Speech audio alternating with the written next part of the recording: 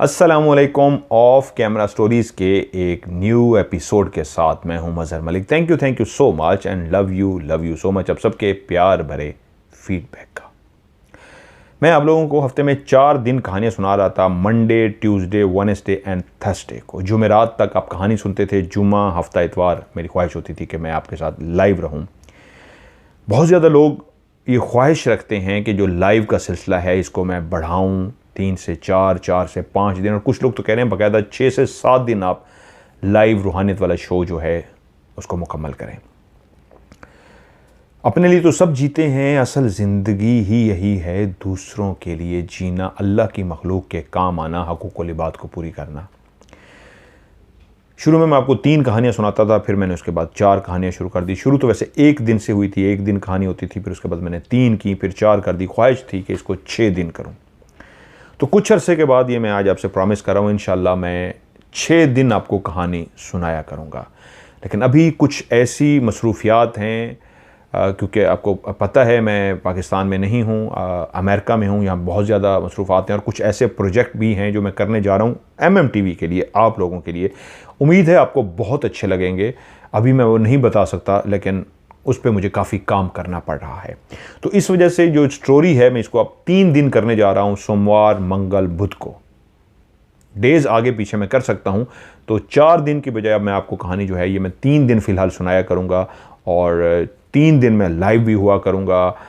जुमा, हफ्ता, इतवार 3 दिन ये मैं आप लोगों के साथ लाइव हूँगा। 3 आपको स्टोरीज़ भी सुनाऊँगा, और बीच में इंशाल्लाह पूरी कोशिश होगी 1 दिन में राज प्रोग्राम भी आप लोगों को दिखा सकूँ। तो बहुत सारे लोग इस वक्त परेशान हो गए होंगे कि जी स्टोरी बढ़ाने की बजाय कम क्यों हो गई है। तो ये मैं फिर से एक दफ़ा कह दूँ, ये कम नहीं हुई, आर्जी तौर पे, क्योंकि आपने देखा होगा मेरी मसरूफियत की वजह से उसके ऊपर प्रॉपर मैं एक जो तस्वीर लगाता था जिसको थंबनेल कहते हैं हम यूट्यूब की दुनिया में, थंबनेल जो बनता था, वो तस्वीर भी आपको नज़र नहीं आ रही आजकल। मैं जस्ट लिख देता हूँ OCS और आगे एपिसोड नंबर लिखा होता है और टाइटल लिखा होता है, वो तस्वीर भी नहीं बना पा रहा। वो मसरूफियत की ही ऐसी वजह है जिसकी वजह से मैं नहीं कर पा रहा। तो दिल से माजरत ख्वाह हूँ। वक्ती तौर पर, आर्जी तौर पर इंशाल्लाह ये सिर्फ 3 कर रहा हूँ, फिर मैं अपने वादे को पूरा करते हुए 4 नहीं बल्कि इंशाल्लाह 5 से 6 आपको कहानियाँ मैं ज़रूर जल्द ही सुनाना शुरू कर दूंगा। थंबनेल भी उसी तरीके जिस तरह आपको पहले तस्वीर नज़र आती थी टाइटल पे, वो भी नज़र आएगी और कहानियाँ भी ज़्यादा होंगी। अभी मेरी इस मजबूरी को कबूल कीजिए। मुझे पता है कमेंट सेक्शन में आप ज़रूर कहेंगे, लेकिन मैं एडवांस में आपसे बार बार कह रहा हूँ, ये वक्ती तौर के लिए, मुस्तकिल नहीं है। इंशाल्लाह ये सिलसिला जो आपके कहानियों का है ये चलता रहेगा, बढ़ेगा, कम नहीं होगा। अभी इसको कबूल कर लीजिए। और जुमा, हफ्ता, इतवार इंशाल्लाह मैं आपके साथ लाइव हुआ करूँगा। आज की जो कहानी है मुझे इरम शहज़ादी ने भेजी है पाकिस्तान से, और उन्होंने कहा है छोटे से गांव से मेरा ताल्लुक़ है, लेकिन आप मेरे गांव का नाम ना लीजिएगा, उसके माजरत। कहती है हमारे गांव की एक ऐसी सच्ची कहानी आज भी लोगों को इसलिए याद है, बहुत सारे लोगों ने इस कहानी से इबरत पकड़ी और बहुत सारे लोग आज भी इस कहानी को याद करके दुखी हो जाते हैं। तो आइए, इरम शहज़ादी ने जो मुझे कहानी सेंड करते हैं मैं उसको अपने लफ्ज़ों में समा बांधने की कोशिश करता हूं। ये कहानी आज से काफ़ी साल पुरानी है। गांव के अंदर जहां छोटे छोटे घर होते थे, वहां दिलों के साथ दिल जुड़े होते थे। उन घरों की दीवार के साथ जो दीवार होती थी, तो लोग रहते तो अपने अपने घरों में थे, लेकिन एक दूसरे के दिलों में बेइंतहा मोहब्बत और प्यार होता था। ये गांव का वो वक्त था जो आज गांव के अंदर भी ख़त्म हो गया। गहमा गहमी ऐसी बढ़ गई कि गांव के अंदर भी जब टेक्नोलॉजी आई है, टीवी, मोबाइल, VCR, वक्त के साथ फिर कंप्यूटर, लैपटॉप, गाड़ी, मोटरसाइकिल, फिर हर बंदा अपनी इस गहमा गहमी में पड़ा कि मुझे भी इन चीज़ों को हासिल करना है। वरना वक्त वो ये था कि टेक्नोलॉजी भी थी, तो अगर किसी एक घर के अंदर टीवी होता था तो वो उस घर का नहीं होता था।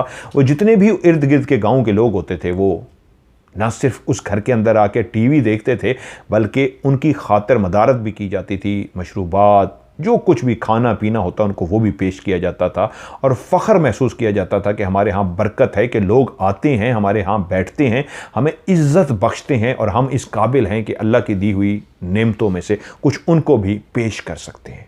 ये सच्चा और मोहब्बतों का दौर था। वहीं पे एक घर जिसके अंदर पहला बेटा पैदा हुआ, कासिम, और उसके बाद दूसरा बेटा पैदा हुआ जिसका नाम था नईम।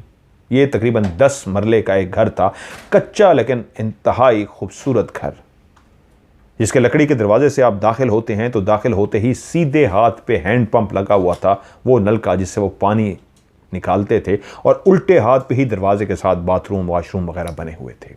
लेकिन उस घर की शान, सबसे खूबसूरत चीज़ उस घर के अंदर दरमियान में बना हुआ, उस सहन के अंदर बना हुआ पीपल का वो बड़ा सा दरख्त था जो पूरे सहन के ऊपर अपनी छांव किए हुए था।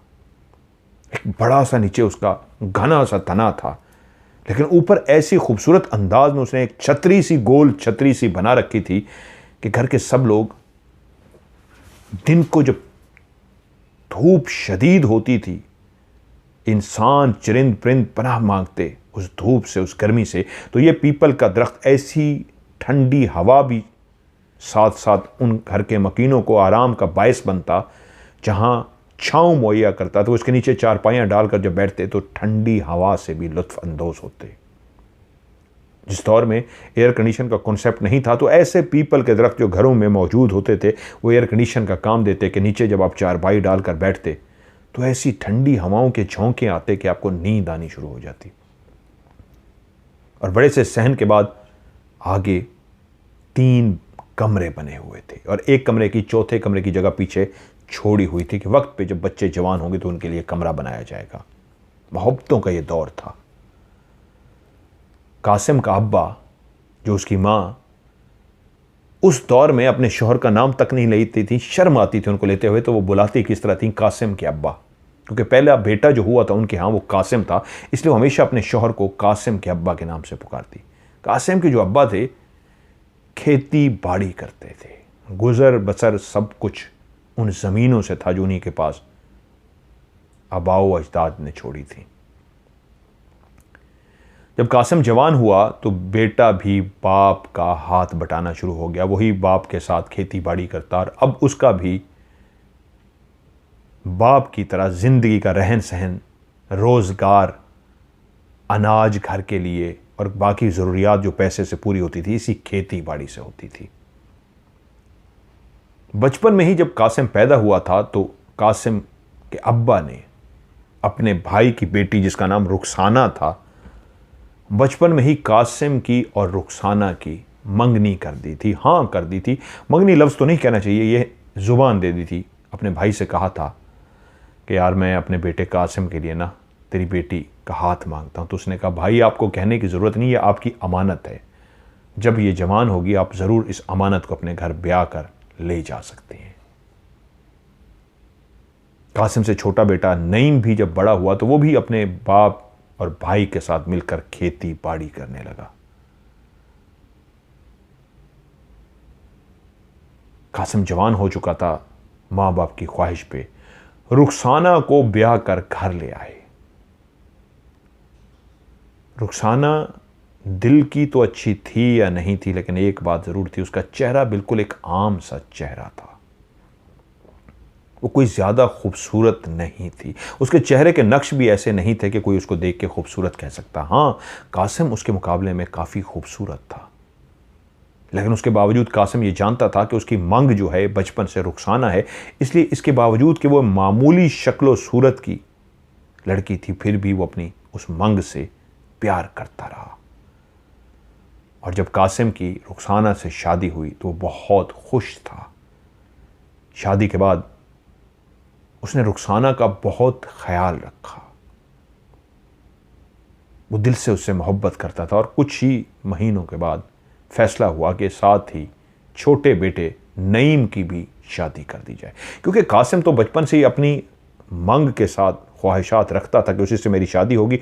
माँ बाप भी जानते थे कि एक बेटे की बचपन से ही मंगनी हो चुकी है, सो नईम के लिए रिश्ता ढूंढने के लिए इर्द गिर्द के गांव में भी, अपने गांव में भी नजरें दौड़ाई जाने लगी। और आखिरकार एक गरीब कुम्हार जो मिट्टी के बर्तन बनाता था, उसकी बेटी को नईम के लिए पसंद कर दिया गया। वो रिश्ता कासिम और नईम की माँ देख कर आई थी और हाँ करके आ गई। लड़की को देखते ही उसने हाँ कर दिया था। रुखसाना 4 भाइयों की अकलौती बेटी थी, बहन थी, और सबसे छोटी लाडली थी। रुखसाना से बड़े 4 भाई थे और उसके आखिरी नंबर रुखसाना का था। घर के अंदर दौलत की रेल पेल थी, खाना पीना कपड़े हर चीज़ की फरावानी थी। कासिम के घराने की निस्बत जो रुखसाना का घराना था वो ज़्यादा अमीर कबीर था। रहते वो भी गांव में थे और उनकी कासिम लोगों से भी ज़्यादा ज़मीनें थीं।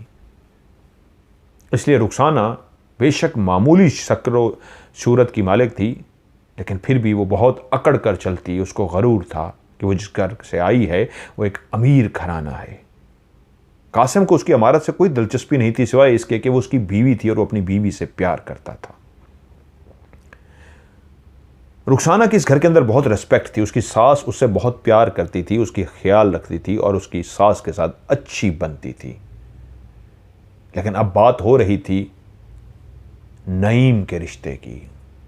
वो भी बेचैन थी देखने के लिए कि अब एक और बहू आने वाली है। बड़ा बेटा कासिम था और बड़े बेटे की जो बीवी थी वो रुखसाना थी, उसकी हुक्मरानी थी इस घर पे। लेकिन अब एक और बहू आने वाली थी। आज धूमधाम थी, आज इस घर के अंदर रौनक थी। बुजुर्ग बाहर चारपाइयों पे हुक्के पी रहे थे। आज थोड़ी सी गर्मी भी थी, उसके बावजूद रेशमी भड़कीले कपड़े पहने औरतें इधर से उधर जा रही थी। एक शोरो गुल था, बच्चे खेल रहे थे। घर के अंदर शादी का समा था। नईम बहुत खुश था, वो दूल्हा बना हुआ था और उस घर के अंदर रेशमा नाम की लड़की वो कल ही ब्याह कर लेकर आया था। जहां सब उस घर में खुशियां मना रहे थे, औरतें उस गर्मी में भी ऐसे रेशमी लिबास पहनने के बावजूद इनको गर्मी नहीं लग रही थी, खुशी इतनी थी। कोई खाना बना रहा है, कोई शादी के लवाज़मात, हर कोई मसरूफ़ इधर उधर आ रहा है। वहीं पे एक रुखसाना थी जो बेचैन थी ये देखने के लिए कि जब वो दुल्हन बन के आई थी तो गांव की औरतें इसी तरह मुंह दिखाई के लिए, जब उसको वो दुल्हन बनी बैठी थी उसका मुंह देखती थी, मुबारकबाद देती थी और उसको कोई ना कोई तोहफा देती थी। तो आज बारी थी छोटी बहू रेशमा की। लेकिन जब रेशमा को रुखसाना ने देखा तो देखते ही दिल पकड़ कर बैठ गई। रुखसाना जो एक कुम्हार की बेटी थी, वो कुम्हार की नहीं, वो चांद का टुकड़ा थी। ऐसा लगता था जैसे कोई चांद आसमान से जमीन पर उतर आया हो। वो इतनी खूबसूरत थी, उसका चमकता दमकता दूधिया रंग ऐसा था कि जो भी देखता रेशमा को देखता ही रह जाता था। वाकई कहते हैं कभी कभी गरीब के घर भी लाल होता है, और ये हीरा थी। जो भी गांव की औरत दुल्हन रेशमा को देखने के लिए आ रही थी तो उसके मुंह से एक ही बात निकलती थी, इतनी खूबसूरत लड़की कभी नहीं देखी।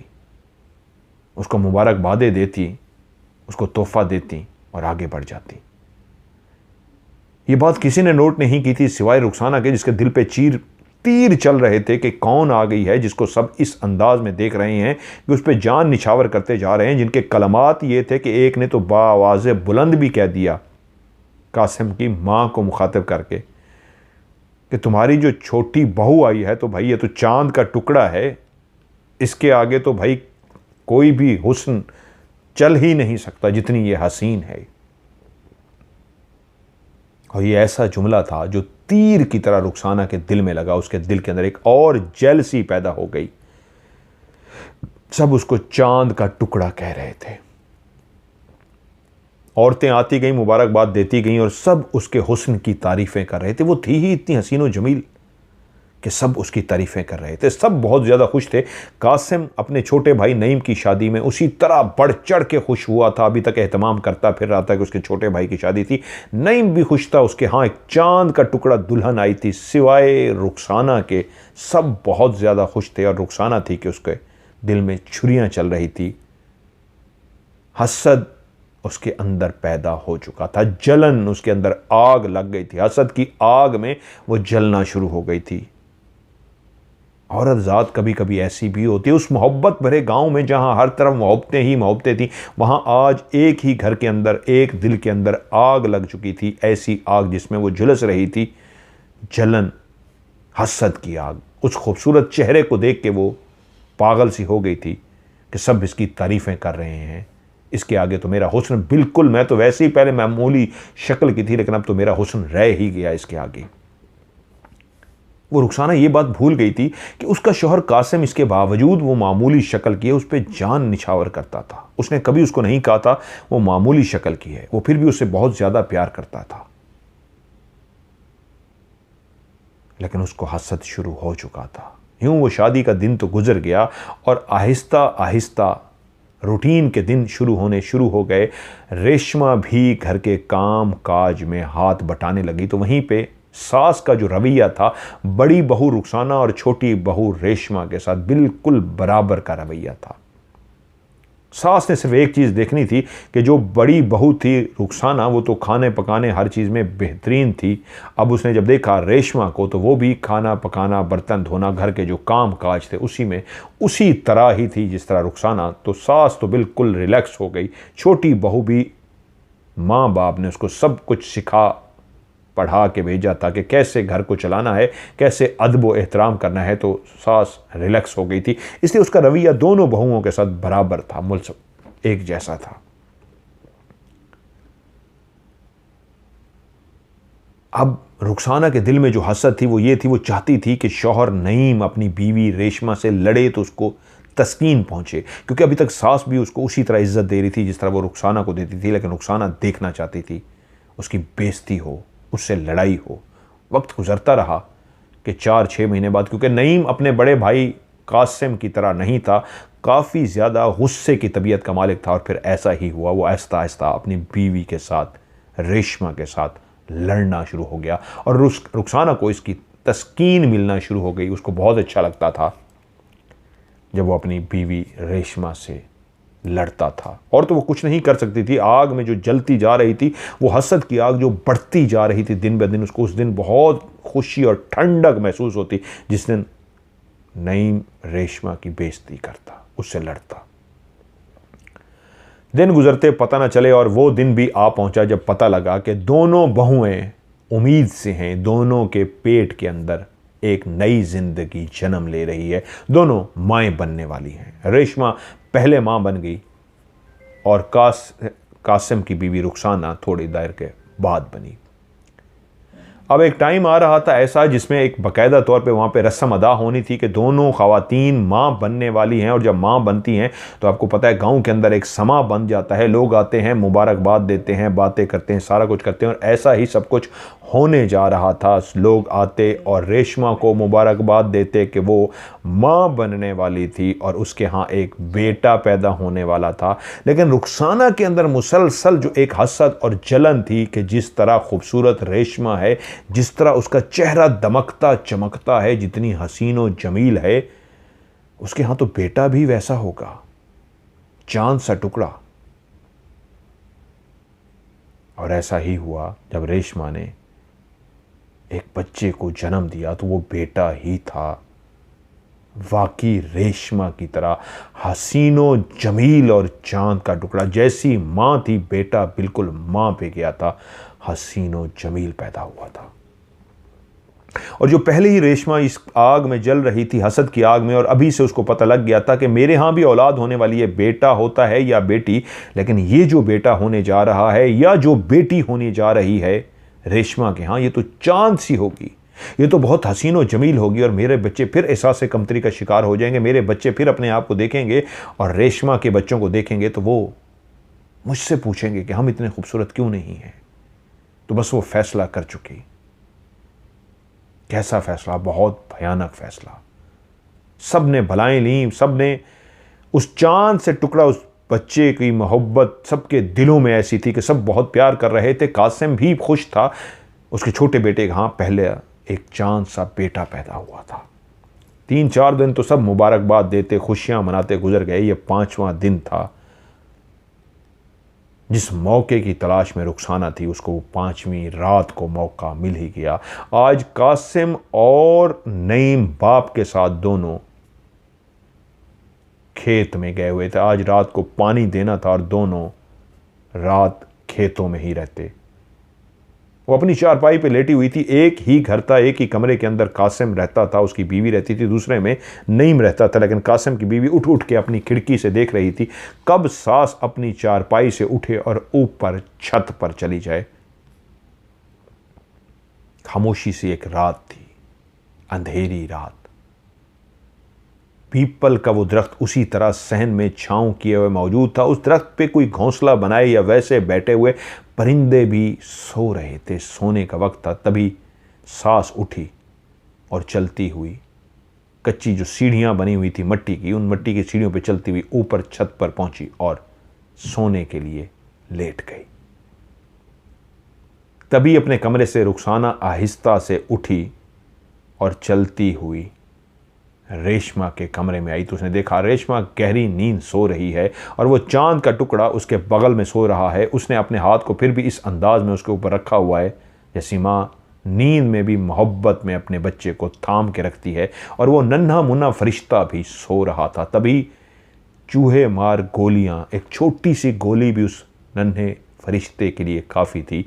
वो चलती हुई आई और खामोशी से एक चूहे मार छोटी सी गोली उस फरिश्ते के मुंह में डाल दी। उस चांद के टुकड़े बेटा जो था उसके मुंह में डाल दी और खामोशी से वापस जाकर बिस्तर पर सो गई। उसके दिल की धड़कन ज़रूर तेज़ थी लेकिन उसको नदामत नहीं थी, उसको कोई शर्मिंदगी नहीं थी, उसको कोई पछतावा नहीं था।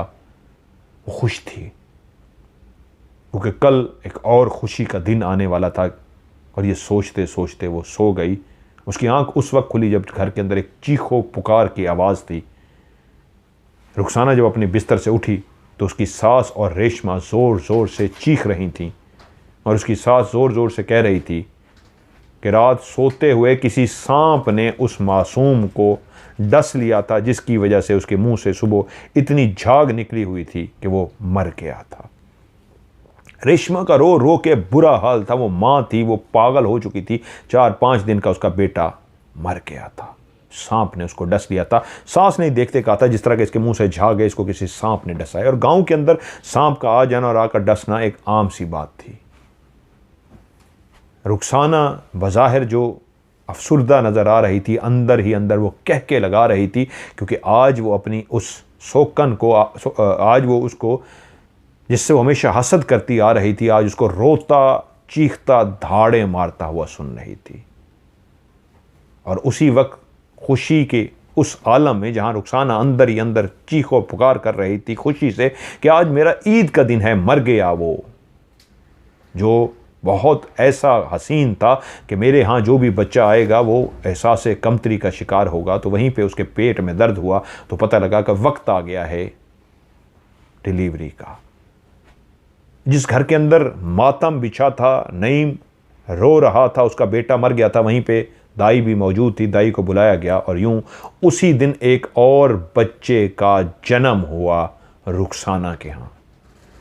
कुदरत का कैसा निज़ाम था कि एक जन्म ले रहा था उस घर के अंदर और एक को उसी घर में एक रात पहले जहर देकर मार दिया गया था। अब समझ किसी को ना आए कि इस मौके पे रोएं या खुश हों। कासिम ज़रूर थोड़ा सा खुश भी हुआ कि उसके यहाँ बेटा पैदा हुआ है, लेकिन उसको दुख भी था उसके भाई का बेटा सांप के डसने की वजह से मर गया था। एक बच्चे को मनो मट्टी ज़मीन के नीचे दफना दिया गया और एक बेटा जिसको सब देख रहे थे वो बिल्कुल अपनी माँ की तरह एक भद्दी सी शक्ल का बेटा पैदा हुआ था। वो बेटा आहिस्ता आहिस्ता बड़ा हुआ, उसका नाम शेरदाद रखा गया। वो वाकई ना सिर्फ मामूली शक्ल सूरत का था बल्कि जैसे जैसे वो बड़ा होता गया तो वैसे वैसे उसकी आदत, लड़ना झगड़ना, बदतमीज़ी करना, उसका किरदार भी बद होता गया। शुरू शुरू में तो माँ बाप उसको डांट देते, वो सुन लेता, लेकिन जूं जूं बड़ा हो रहा था इतना बदतमीज़ होता जा रहा था कि वो किसी की सुनता ही नहीं था। और उसकी शक्ल मज़ीद बद से बद होती जा रही थी। जब और बड़ा हुआ तो शिकायतों के इतने अंबार लग गए कि जितनी भी गांव की लड़कियां थीं उनके साथ ऐसी छेड़खानी करता कि अब बाकायदा घर तक बातें आनी शुरू हो गई। उसके बाप को आके शिकायत करते कि आपके शेरदाद जिसका नाम था, जिसको सब शेरू शेरू कहते थे, कि शेरू ने ये किया है, शेरू ने ये किया है। और बाप अब उसको अगर समझाने की कोशिश करता या उसको डांटता तो उल्टा बाप से भी बदतमीज़ी करना शुरू हो गया। रेशमे के यहाँ एक और बेटा पैदा हो गया, लेकिन क्योंकि अब बच्चे जवान हो रहे थे, शेरदाद के बाद भी 2-3 बेटियां पैदा हो चुकी थी कासिम के यहाँ। अब दोनों को महसूस हुआ कि हमें अपने घर अलग कर लेने चाहिए, और यूं एक ही घर के अंदर जो इतना अरसा तक वक्त गुजारते आए थे उन्होंने अपने घरों को अलग कर लिया। अब रेशमा अपने और बच्चे के साथ और घर में रहती थी, और कासिम, रुखसाना, उनके बच्चे अलग घर में। लेकिन शेरदाद ने माँ बाप की जिंदगी अजीरन कर दी थी। वक्त और गुजरा तो शिकायतें इस अंदाज में बढ़ी कि अब बाप के लिए बाहर निकलना मुश्किल हो गया। जहां से कासिम गुजरता एक ही शिकायत आती कि तुम्हारे बेटे ने ये किया है, तुम्हारे बेटे ने ये किया है। अब तो बाप जवान बेटे के आगे इतना मजबूर हो गया था कि उसको समझाने की भी कोशिश करता तो वो बाप को पड़ जाता, बाप के साथ बदतमीजी करता। और उसकी बदतमीजियां बढ़ते बढ़ते इस हद तक बढ़ गईं कि उन्हीं के यहाँ उनकी एक कज़न, जो उसकी बहनें थीं, शेरू की, शेरदाद की, उन्होंने अपनी एक सहेली को अपने घर बुलाया। बातें करते करते टाइम का पता ही ना लगा तो उन्होंने उसको कहा, अपनी उस दोस्त को जो उनको मिलने के लिए उनके घर आई हुई थी दूसरे गांव से, कि आज रात को यहीं पे रह जाओ, देर बहुत होगी है। तो कासिम और उसकी माँ रुखसाना भी बोली, हाँ बेटा यहीं रह जाओ, कल तुम्हें छोड़ देंगे। वो लड़की वो रात उन्हीं के घर में रुकने के लिए ठहर गई। सब सो गए। ये रात का कौन सा पहर था जब एक शोर की आवाज़ आई। रुखसाना अपनी जगह से उठी और भागती हुई गई तो देखा उसी कमरे से शोर की आवाज़ें आ रही हैं जहाँ पे वो लड़की सोई हुई थी। वो अंदर पहुंची, दरवाज़ा खोल के देखा तो वो बेचारी ऐसी हालत में थी कि शेरू उसकी इज्जत पर हमला करना चाह रहा था। वो भागती हुई रुखसाना के पीछे आकर छुप गई। रुखसाना जो शेरू से भी शदीद तंग आ चुकी थी, उसने माँ बाप का जीना हराम कर दिया था। आज पहली दफ़ा उसके मुंह से निकला, मुझे कौन से मेरे जुर्म की सज़ा मिली है जो जिस दिन तुझे मैंने जना था। और उसने आगे बढ़ के एक ज़ोरदार थप्पड़ शेरू के गाल पे लगा दिया। वो थप्पड़ क्या उसने उसके गाल पे लगाया कि शेरू आगे बढ़ा, और उसने, जिसकी आंखें लाल सुर्ख हो रही थीं, बजाय माँ के आगे शर्मिंदा होने के या माँ से डरने के, उसने एक हाथ से माँ का गला दबाना शुरू कर दिया। और गला दबाते दबाते माँ नीचे गिरी और बेहोश हो गई। घर में एक शोर समझ गया, शेरू घर से भाग गया। सब जब उठे तो वो बेहोश थी। उसको होश में लाने की कोशिश करते रहे, सुबह तक वो होश में नहीं आई। और सुबह जब वो होश में आई तो रुखसाना होशो हवास खो चुकी थी। वो बोल रही थी तो उसके अंदर कोई और मर्द की आवाज़ आ रही थी, उसके अंदर कोई जिन आ चुका था। फिर एक वहीं के ही मस्जिद के इमाम साहब को लाया गया, और उन्होंने जब पढ़ाई की तो बाकायदा तौर पे रुखसाना के अंदर हाजिरी हो गई। और रुखसाना के अंदर जो हाजिर हुआ वो अपनी आवाज़ में बोला, हाँ मैं इसके अंदर आया हूँ, अब वक्त आया है इससे बदला लेने का। तो वो जो मौलवी साहब, कारी साहब थे, बोले किस चीज़ का बदला? तो उसने बताना शुरू किया, जो घर के अंदर पीपल का दरख्त जिसको ये छोड़ के आ गए हैं, उसी पीपल के घर के अंदर बसेरा था मेरा। मैं उस घर के अंदर रहता था, मोहब्बतों के उस घर को देखता था, घर के मकीनों को प्यार से रहते हुए देखता था। फिर मैंने वो मंजर भी देखा, जब शादी हुई मैं वहीं मौजूद था। मैंने इस रुखसाना के अंदर हसद भी देखा जिसके अंदर आज मैं मौजूद हूँ। और इसकी हसद की आग ऐसी जली कि मैंने अपनी आंखों से देखा एक नन्हा मासूम जो इस घर के अंदर आया, इस दुनिया में उसने वजूद पाया, तो इसने चूहे मार गोली उसके मुंह में डाली।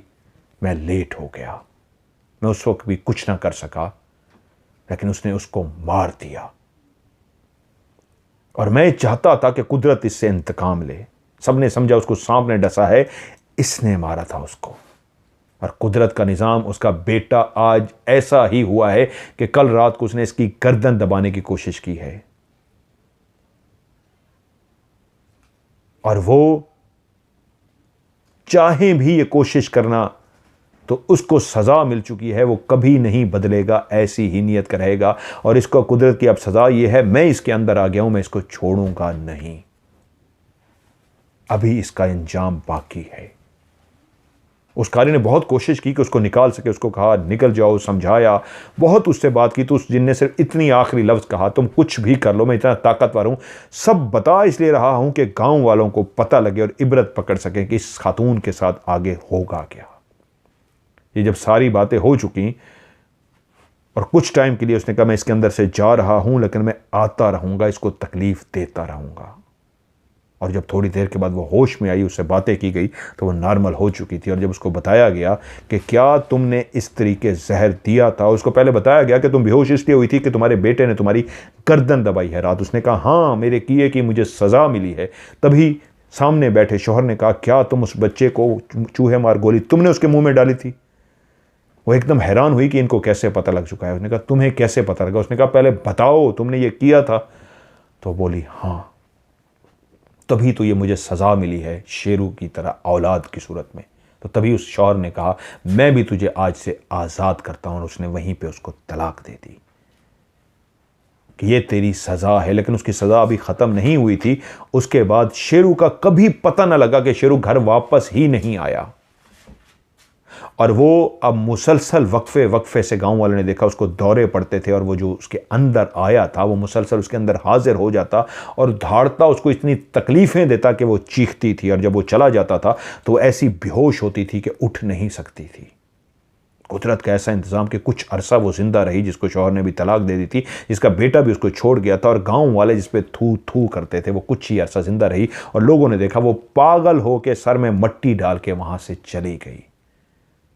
और कुछ अरसा बाद गांव के बिल्कुल आखिर में जो कब्रिस्तान था वहां पे उसका मुर्दा वजूद पाया गया। रेशमा को खुदा ने सब्र दे दिया था, उसको अल्लाह ने और बेटा दे दिया था, लेकिन उसने एक मासूम की जान ली थी। उसको कुदरत ने फिर ऐसा इंतकाम लिया कि उसका बच्चा भी जवान हुआ और बच्चा भी माँ की गर्दन दबाते हुए वहां से घर से भाग गया। और किरदार का इतना बुरा था कि पूरा गांव से तंग था। रुखसाना को ना सिर्फ तलाक हुई बल्कि उस जिन ने उसे ऐसा बदला लिया कि उसका वो जो राज दबा हुआ था पूरी दुनिया को बता भी गया। और पता नहीं उसने उसके साथ क्या किया कि गांव वालों को उसकी लाश मिली।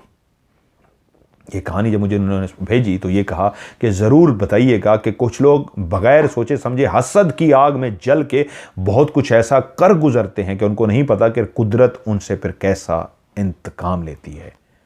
मेरी कहानी को ज़रूर शामिल कीजिएगा, इस नुक्ते पे सबको ज़रूर मैसेज दीजिएगा। हसद करना तो बहुत आसान है, लेकिन फिर आपको नहीं पता कि आप जिस हसद की आग में जलना शुरू हो जाते हैं, फिर एक कुछ लम्हे ज़िंदगी में ऐसे भी आते हैं कि आग में जलते जलते आपसे ऐसा भी हो जाता है जिसकी सज़ा बहुत ही खौफनाक होती है। तो इसलिए ज़िंदगी में हसद करना छोड़िए, जो है उस पर खुश रहिए। अगर रुखसाना चाहती तो उसका शौहर तो उससे बहुत प्यार करता था, उसको अपने बच्चे से भी बहुत प्यार था, अपनी बीवी से भी बहुत प्यार था। सिर्फ एक हसद की आग थी जिसने इस तरह घरों को बर्बाद करके रख दिया। तो ये थी कहानी जो मुझे इरम शहजादी ने भेजी, मैंने आपको सुनाई। तो आपकी अपनी कहानियां भेजते रहिए, इंशाल्लाह आपकी कहानियों को मैं प्रोग्राम का हिस्सा बनाऊंगा। मेरा व्हाट्सएप का नंबर है 00923136655500। इस पे आप मुझे अपनी कहानी भेजिए, इंशाल्लाह आपकी कहानी OCS का हिस्सा बन जाएगी। आज की OCS से मदर मलिक को दीजिए इजाज़त। अपना ढेर सारा ख्याल रखिएगा। खुदा हाफिज़।